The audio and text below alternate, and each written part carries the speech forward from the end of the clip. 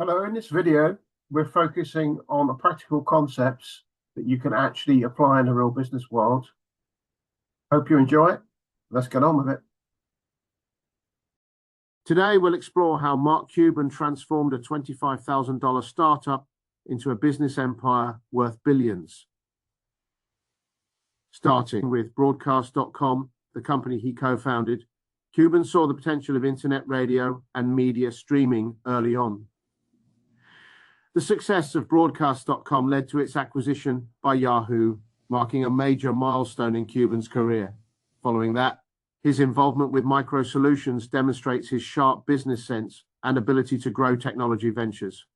Together, these ventures highlight the strategic moves and vision that propelled Cuban from an entrepreneur with a small startup to a billionaire with a diverse and influential business portfolio. Mark Cuban's journey from a modest $25,000 startup to a multi-billion-dollar enterprise is a powerful example of how success comes from vision, careful timing, constant learning, and thoughtful risks. His story teaches us that wealth isn't just luck. It's the result of many small, steady steps guided by curiosity and bold moves, combined with never settling for ordinary limits. For anyone starting out today, his path is both a guide and a call to action. Begin with a small idea, but keep a big vision in mind. Get in early on new technologies, focus deeply on solving real problems for your customers, outlearn your competition, and instead of fearing change, be the one driving it. The formula is clear, and the next big success could be yours if you are ready to think big, keep learning, and take smart risks like Cuban did. Mark Cuban's entrepreneurial spirit started early when, at just 12 years old, he sold garbage bags door to door to save for sneakers. This experience taught him a fundamental lesson.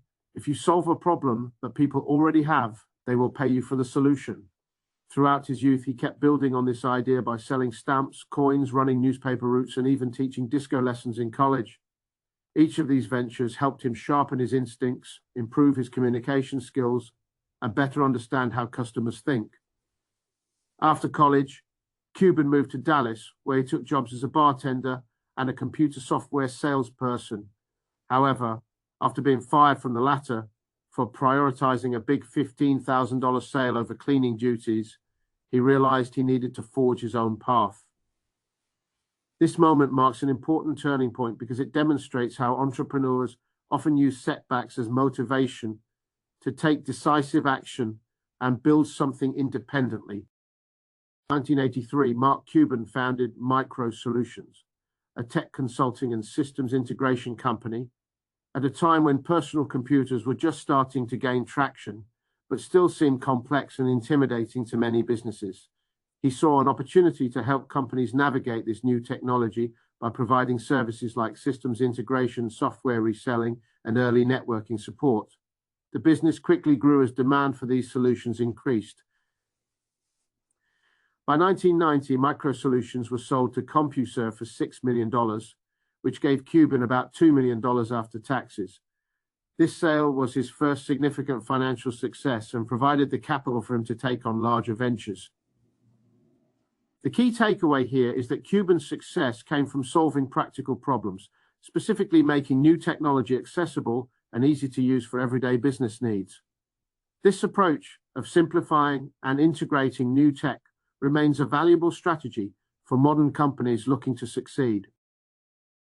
In the mid-1990s, Mark Cuban and his friend Todd Wagner were frustrated because they couldn't listen to Indiana Hoosiers basketball games while living in Dallas.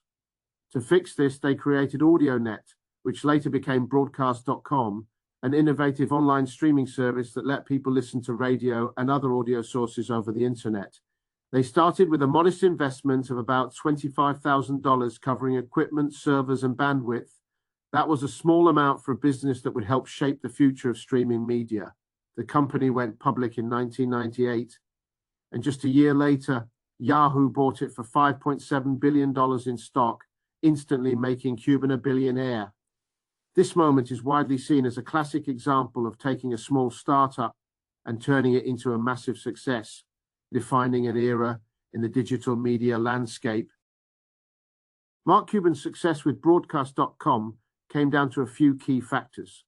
He bet on the internet well before it became mainstream, seeing years ahead that streaming would be the future of media long before platforms like Netflix and Spotify emerged. The execution was quick and effective, turning the platform into a leading destination for digital content. While the model required significant infrastructure investment, it was highly scalable, capable of serving millions of users. This pattern of spotting an emerging trend early and moving aggressively shows up in many other modern giants as well. Companies like Airbnb capitalized on the sharing economy early. Stripe anticipated the huge rise in digital payments, and Zoom took the lead in video communication before others caught on.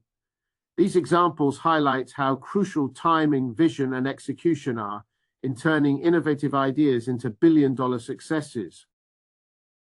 Mark Cuban's approach to starting a business involved beginning with just enough resources to test his idea, rather than jumping in with a large investment. Today, this is mirrored in lean startup methods, where you start small and scale fast once you confirm the demand. You can do this by creating a minimum viable product to validate your concept, testing it on small groups of users to gather feedback, and leveraging affordable digital tools like AI, automation, and open source software to keep costs down. Alongside this, Cuban's constant curiosity and commitment to learning are key. He reads widely and absorbs information every day, understanding that knowledge builds over time and fuels better decision-making and growth. Embracing this mindset of starting lean and continuously learning can help entrepreneurs build strong, adaptable businesses today. Mark Cuban's track record shows a clear pattern of challenging established industries. Whether it was integrating PCs, transforming online broadcasting, managing a basketball team with fresh strategies, or disrupting pharmaceutical pricing through cost-plus drugs, he identified sectors that had inefficiencies or excessive costs. Entrepreneurs can take this as a cue to look for industries where customers face poor experiences or where processes are outdated. At the same time, Cuban stresses the importance of leveraging technology early. He's often said that learning to use new technology is essential because falling behind can be costly. His investments in areas like artificial intelligence and health tech underline how embracing innovation can create significant opportunities. So, adopt a mindset that questions the status quo while staying ahead of technological trends to succeed. One key advantage is the early mover benefit, where recognizing emerging trends before they become mainstream allows for significant market control, as seen with Cuban's success in internet streaming. His businesses also benefit from being highly scalable, meaning they can grow globally without needing proportional increases in resources. This model often leads to high-value exits because companies are built to occupy central roles in evolving industries, making them attractive for acquisition. Finally, Cuban's approach is versatile, as he has successfully moved across various sectors like software, sports, and biotechnology, showing that staying aware of opportunities in different fields can open diverse paths for growth and innovation. Following Cuban's model carries some notable risks and challenges. First, being an early adopter means entering markets that haven't been proven yet, so there's a higher chance of failure. It also demands a significant commitment to learning and time, since Cuban's success came from an intense dedication to understanding new industries, something not every founder is prepared to do. Timing is crucial as well. Cuban benefited from the specific conditions of the dot-com bubble, which are difficult to replicate today. Smooth, fast, very strong protection or unique defensibility, the advantage of being first can disappear fast. These factors make following this model a high-stakes but potentially rewarding path. Jeff Bezos started Amazon as a small online bookstore with limited funds, but saw the potential of the internet early on, which helped him grow it into the largest e-commerce and cloud services company in the world. Elon Musk took a similar approach by reinvesting the profits from PayPal into new groundbreaking ventures like SpaceX, echoing how Cuban reinvested his wealth from broadcast.com into sports, healthcare, and tech. Spotify followed Cuban's insight about streaming, changing how we listen to music worldwide. Netflix began as a DVD rental service but made an early pivot to streaming, a shift that Cuban had anticipated through his work with broadcast.com.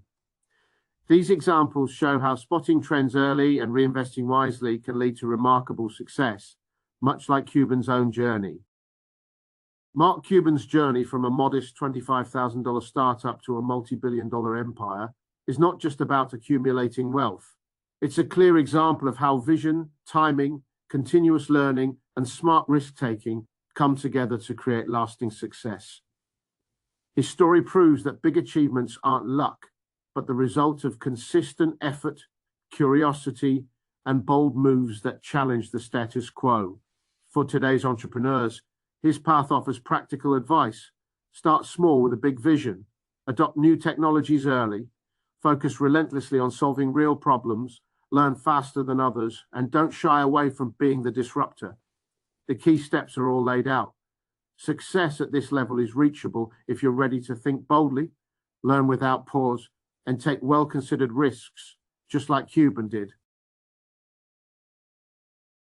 If you found this video useful, there's plenty of more business and finance videos on the channel that you'll enjoy watching and get great practical value from. In the meantime, thanks for watching.